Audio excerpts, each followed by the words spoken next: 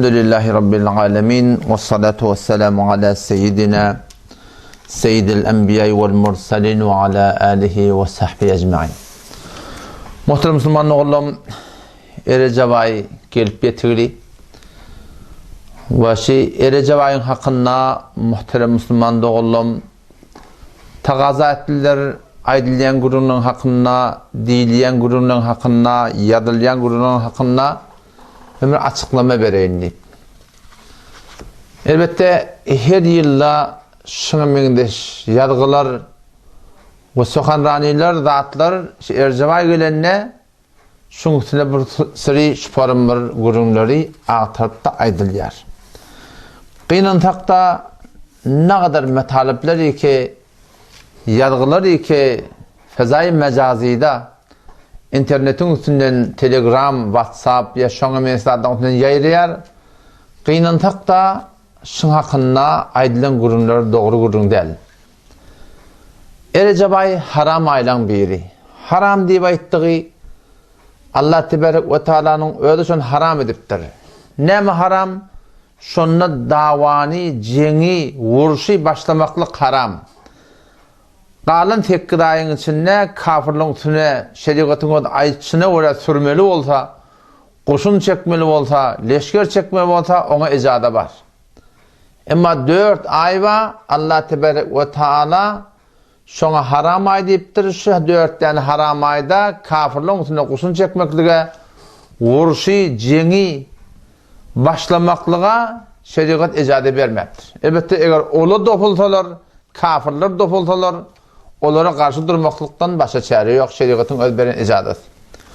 36. ayette Allah tebarek ve Taala Sure-i Tevbe'de İnne iddeteş şuhuri indallahi 12 şehra diye.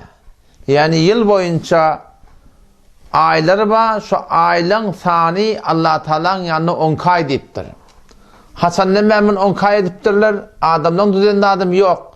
Yevme halakas semavati vel ard. Allah Celle Celaluhu 7 kat atman 7 kat yer yaradandan meri bu Allah Teala'nın öd koyun düzgünü şunu 10 kay edip koyuptur. O şu 10 kaydan minha arba'atun hurum. 4 ay Hudaý Teala haram edip koyuptur. Näme aýo? 3 ay idin diye. Dulqada, Dulhacce. Arabi musulmançylyk aydan yılın son kaylary, Muharrem yılın başka ay, Arabi yıldan, o taraftan da Şaban aydan öňçäk Recep ayı bolýar. Üçüncü idin diye. Dulqada, Dulhacce, Muharrem. İdin üstüge diye. Recep ay o Şaban aydan öňçäk gelýär. Gelecek aydan öňçäk. Oňda näme ay bar? Arada ay bar. 4 ay Allah tebarek ve Taala ýanky çymýalak öz şeriatyny haram edipdir. Näme diýip edipdir? Allah Taala diye Kur'an'da la yus'alu amma yef'al. Hudaý bir zat edende ondan sorulmaýar. Hudaý Teala ödi, hakim ödi, padişah ödi, halyk ödi, näme ödi salah bilte, hayır bilte, hikmeti bardyr, şonu şey dip goýupdyr. Oşa aýlaň isminden bir ay näme? Recep ay. Recep'in adyna, Recep aýyň adyna Rajabul Asam da diýipdirler. Ker Recep, Ker Recep diýipdirler.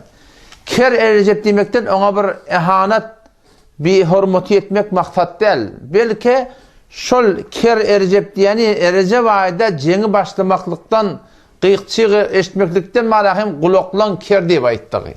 Çünkü Hudaý Teala şol Recep ay diýen haram aýlan biri boldandy. Jeňi başlamaklygy, uruşa başlamaklygy, kurşun çekmekliği başlamaklygy näme de Hudaý Teala haram edipdir. Rajabul Asam da diýipdirler. Bazı ulamalar diýipdir, Recep diýen adamatly, hormatly diýip aýtdygy. Resulullah sallallahu aleyhi ve sellem Peygamberimiz da Recep ayı hakkında bir eden duasına Allahümme ya Rabbi Allah, Allahümme barik lana fi Recep ve Şaban ediptir. Ya Allah Recep'e ve Şaban'a ki şu an ay gelip getirdi. Ya Allah Recep ayı, Şaban ayı bereket ver. Ondan sonra biri arada ayda yetirdi Peygamberimiz Hudaý Teala dua ediptir. Petonna şu suratında Hanefi mezhebin ulamaları Peygamber Hudaý Teala şeriatına göre Recep ayda arada tutmaklık mustahap deyip bırakım şuna hükmedipdirler. Yani Recep ayın 30 günün içinde haytı bir gün arada tutsan 30 günün hemmesini sevabı desin näme var? Şoňa tutmaklykda sogap bar diýipdirler. Ol günden aýra sogap bar diýen gurun ýok. 20-si günüň, awwalky günüň, 3-nji günüň, 5-nji günüň, 13-nji günüň, 14-nji günüň hiç bir gaýdyň birbirine farky ýok. Hemmesinde arada tutmaklyk näme? Mustahap ýani tutsaň sogap, tutmasaň bunda günah ýok diýipdirler. Otam şu daýdan her kim elejaway geldi diýip Peygamberimiz şoňa bereket dua edipdir. O şu dowratynda haýsy bir gün arada tutjak bolsa tutamaly. Ve gawsy ýyl boýunça arada aýdanmaşça, ýyl boýunça döşenme bilen penşenme hefte içinde arada tutmaklyk beter sogapylda. Elejawayynça şonu bir edip bilse beter sogap kärrakdat. Ondan sonra her ayın içinde 13'i, 14'i, 15'i arada tutmaklık. Bu da sogapylda atlan biri. Elejawayda bir adam şuneste, şonda sogabı, atdi gullerden, başaki gullerden näme? Sogabı kärdak musulmandygyň. Oşa dowratynda her kim ikbarakim şunda sünnete mutabık tutubilecek bolsa tutamaly. Emma o da musulmandygyň dikkat edin sarada. Aýdylýan gurunlar bar, ýadylýan zatlar bar. Berliyen gurunlar, sohandaniler var. Qıyının taklaşı Erzebay'ın hakkında gayri muhakkik ulamalar var arada.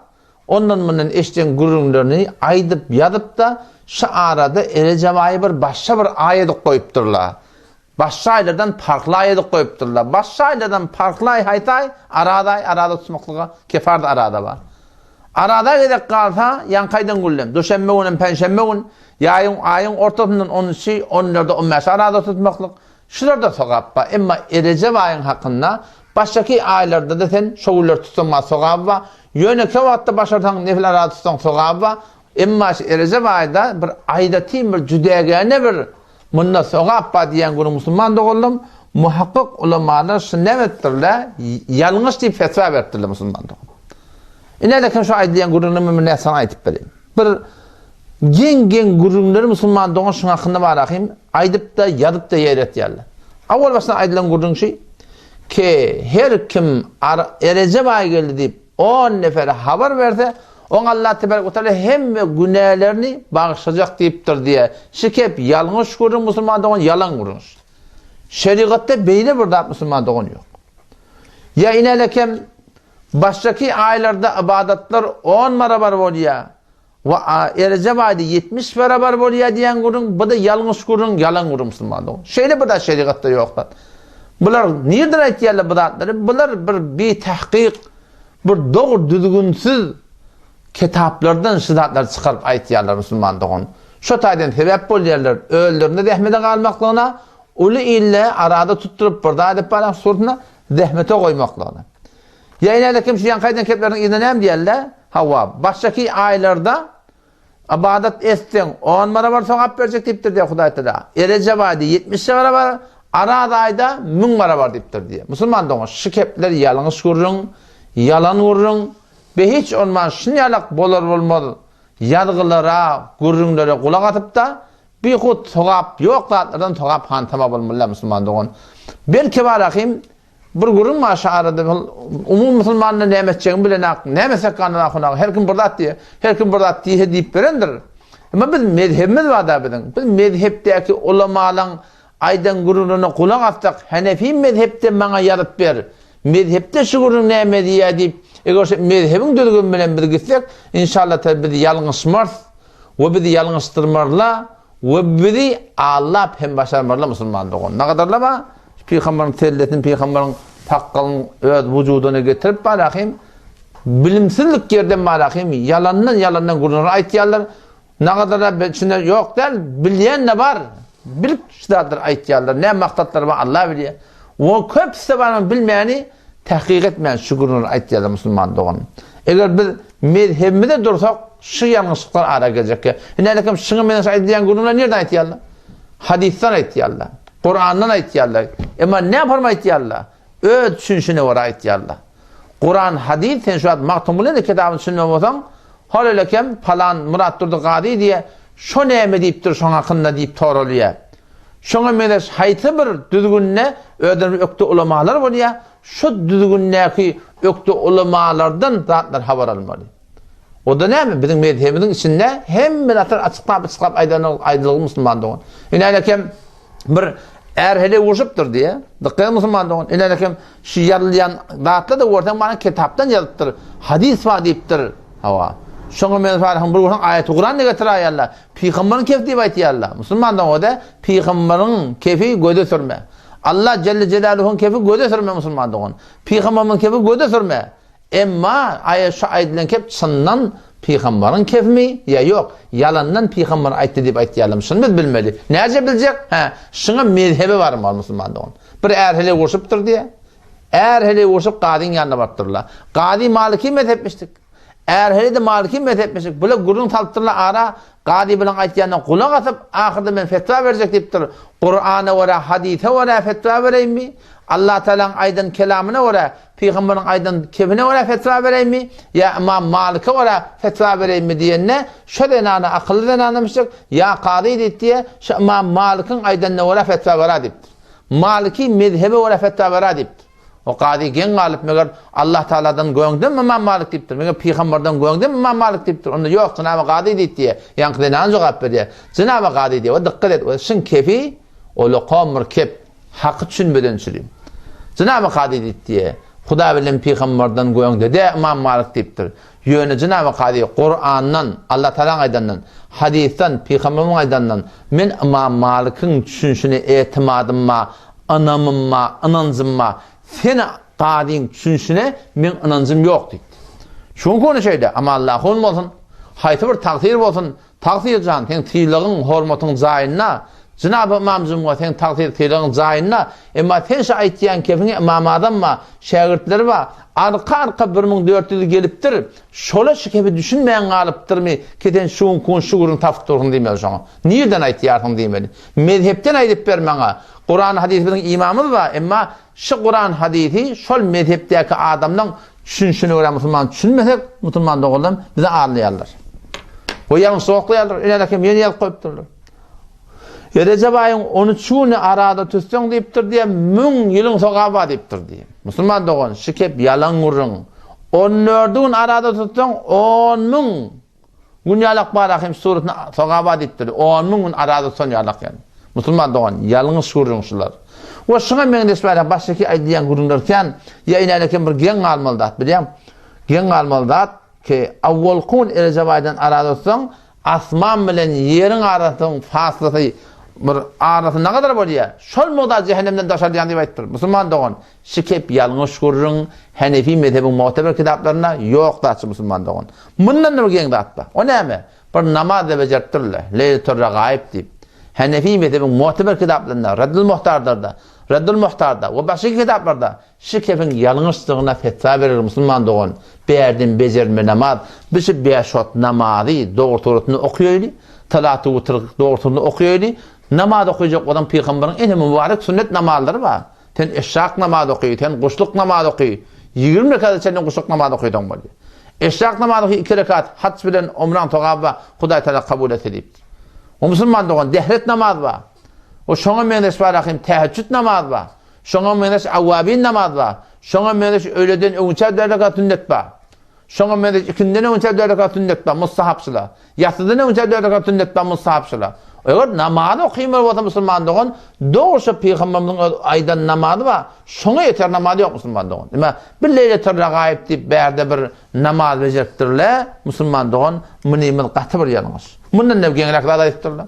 Kahwa näme? 27-nji güni ya bagşlaň 27-nji gejeti. Rasulullah sallallahu aleyhi ve sellem diýär Allah taala o Miraja gitdi diýär. Muhakkik ulamalar şunu reddetdiler. Muhakkik ulamalar şunu dogry diýipdirler. Ýani kim Mevlana Muhammed Ömer Selbazi rahmetullahi ve Fatawa Kufende awwal jeldinde şunu açyklap aýdypdyr. Şu gurrun diýipdir, ýalňyş gurrun diýipdir musulman dogan.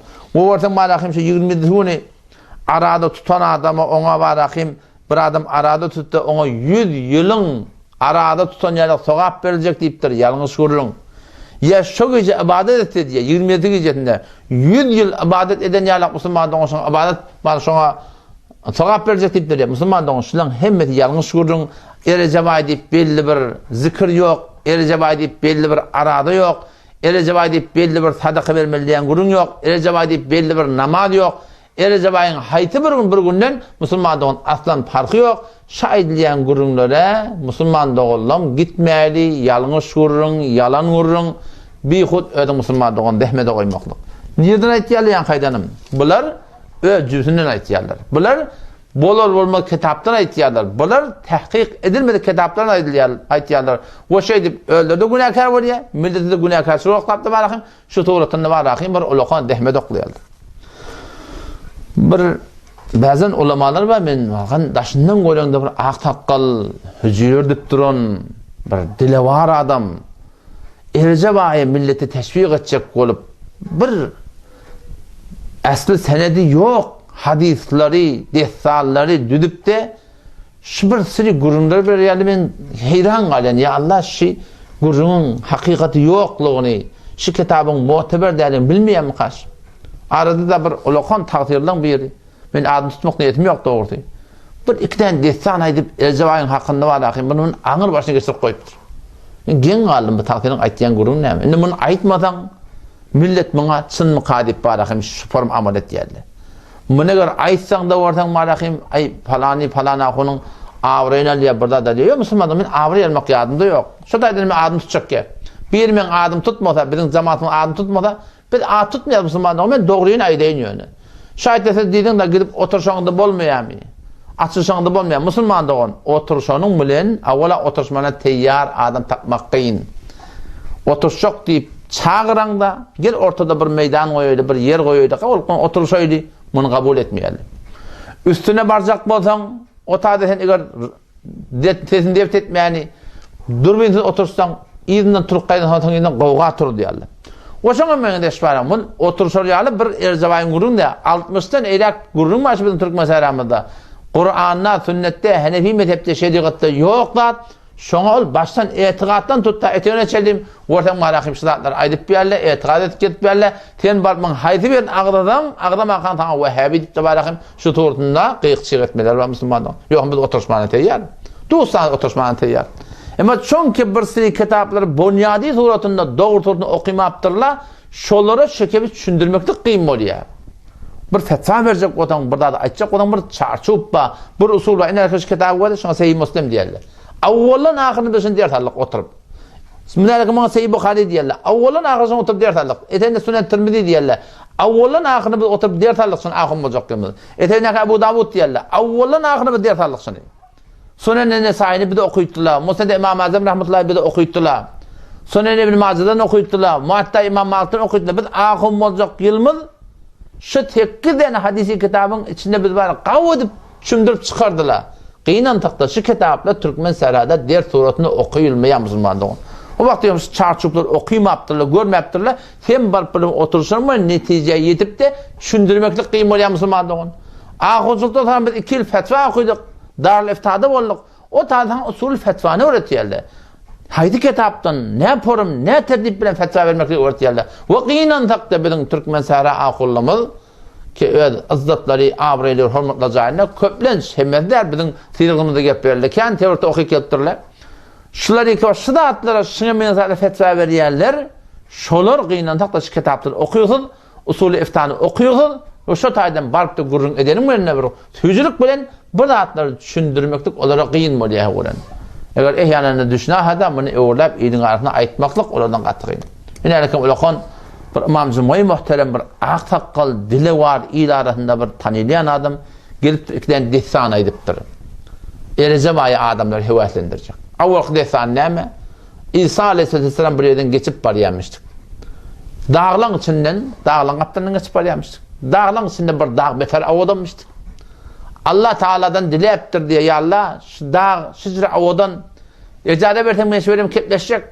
Allah tarafından ecade veriliptir diye. O zaman şöyle dağının kepleşiptir diye sen ne mi diyecekti başka dağlardan avadan? O ne İsa deyiptir diye. Ey ruhullah men içimde bir bereket yatı.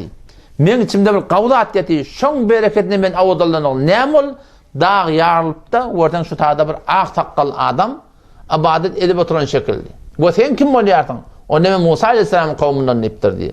O ne yaparım bunu sen pıtada yatıyordun. O ne Allah Teala'dan diledim ki beni ahirki ümmetten et. Ümmeti Muhammed sallallahu aleyhi ve sellem'den et. Men şonu dua ettim. Sonra adamlar yüzlenip, yani gurun yani İmam Zümoy muhterem, inaylakem, bize uluqan bereket ki bize ümmeti Muhammed sallallahu aleyhi ve sellem ediptir Allah Teala.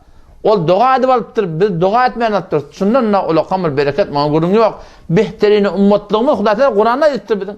Buna destan gerek ya demeyin. Doğru destan mısa bize gerek. Ama şuna mendeş bir bunyat destanlar bize gerek ya. Allah Teala kuntum hayru ummetin, behterin ümmeti deyip. Uhricet linnâs, tamam cahaniyanlara, alem dünyası çıkarılığınız. Behterin ümmet olacak olan Hazreti Ömer ne etmeli diye? Te'murûne bil ma'ruf ve tenhevne anil munkar. Yağsa çağırıp ama ne aytarmalı deyip Müslüman doğun. Yöne behterin ümmet, peygamberin ümmetinden bolanın bilen, peygamberin ümmetinden dünya gelenin bilen, peygamber sallallahu aleyhi ve sellem şeriatına öyle biz bolmasak, hala barda Kur'an'ı okuy, Kur'an'ı Sure münafıkun ma, adı musulmanlar deyiptir Allah Teala. وَمِنْ اَهْلِ الْمَد۪ينَةِ مَرَدُوا عَلَى النِّفَاقِ diye Huday Teala Kur'an'ı. Ehli Medine'den bazıları münafık deyiptir Huday Teala. O şol ümmeti Muhammed'in oyunu öyle bulmaklık. Hop barel destanın idini otam, destanın idini yaparım hava. Osam İsa Aleyhisselam dua ediptir, ya Allah şundan ne kavrak benden bağmi. Allah Teala'dan ne şu dua eden İsa Aleyhisselam heva ediptir hava. İsa sen şundan kavrak diyecek oluptur diye. Onda yok. Men bundan ne kavrak benden kim deyiptir diye. Onda men sâme min ümmeti Muhammedin sallallahu aleyhi ve sellem yevmen min Recep fehuve ekremu aleyye min hâdâ deyiptir diye. Huday Teala na'ûz billah yalan mağlamaklık şey. Her kimi ki Recep aydan Huday Teala şey deyiptir diye de. Her kimi ki Recep aydan bir gün arada tutsa şu adamı ki Musa Aleyhisselam'ın kavminden ümmeti Muhammed'den bolanıp dua ediptir. 600 yıl verirse ibadet edip yatı. Şu bir çoğun Recep aydan arada tutsa şu benim yanımda şu adamdan ne kavga deyip de Huday Teala şey deyip etti diye. Hani ki Müslüman da on şu destan yanlış şuurun. Şu destan bolmaz bir kitaplarda geliptir. Bizim muhakkik Hanefi mezhep ulemaları Mufti Taqi Hafizullah'ın aytışına göre şoňa meňde şwarahim İbn Hajar Asqalani rahmetullahi aytışına göre Recep ayın aradaty bolata mustahab. Bundan göndü zat yok. Munyalyk destanlar Müslümanlar ba bolsa di şola aydardylar, şolar diýerdiler, şolar bilerdiler. Oşuňa meňde destanlar Müslümanlar bizim muhakkik ulemalarymız şu zatlary Durrutun Nasihin şoňa meňde kitaplardan Müslüman doğuşları reddedipdirler, kabul etmepdirler. Oğlum şu taydan Recep ayı arada tutacak mı? Tutuver. Sogabba hiçbirine farkı yok yani Müslüman doğun. Palanğının palança sogabba diyen gurun yok. Bundan ne yengli deyin niye soram yok. İmam Zümoy muhterem gurun var ya. Bundan ne yengli deyin niye. O ne emel? Bir Beni İsrail'le bir denana var şekilli. Şu yan tartış bu gurun var ya da. Yani Beni İsrail'le bir denana var diye. Denana bağmışlık diye bakışlar. Bir denana bağmışlık Beni İsrail'den ne? Only Recep ayı gölünde palat giyen şekilli. Koyunun başı giyen şekilli. Ve her gece diye Recep ayda 10 taraf kul huvallah okuyamış diye. Men gen alen zahuday öde şpormur dereceli adam şuna aytmalı gurun diye. Kul huvallah Kur'an'da Beni İsrail'de kul huvallah yokmuştu ki. Şu oturan adamı diye onu otuy Allah'ın takdir tenşa ettiğin adam ne mi deyip soruyan yok. Kul huvallah Kur'an'da var. Beni İsrail'le Tevrat varmıştık. Beni İsrail'le İncil varmıştık. Beni İsrail'le Zebur varmıştık. Kul huvallah ve Kur'an'ın Beni İsrail'le Kur'an kul huvallah neymiş ya Müslüman'da. Ha bu Kur'an'dan geçeylin ni. Ha basam yankı diye şifar ibadet etiymiştik Recep aylarına. Arada tutuymıştık.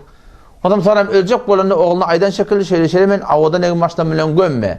Men şey köne palat bilen göm deyipdir diye. Belki şolun şeriatında bağım kazan Huday koynak bilen gömmektik. Aslında köpün giydirmeli. Koynaktan hemen çıkarlıya Müslüman doğun.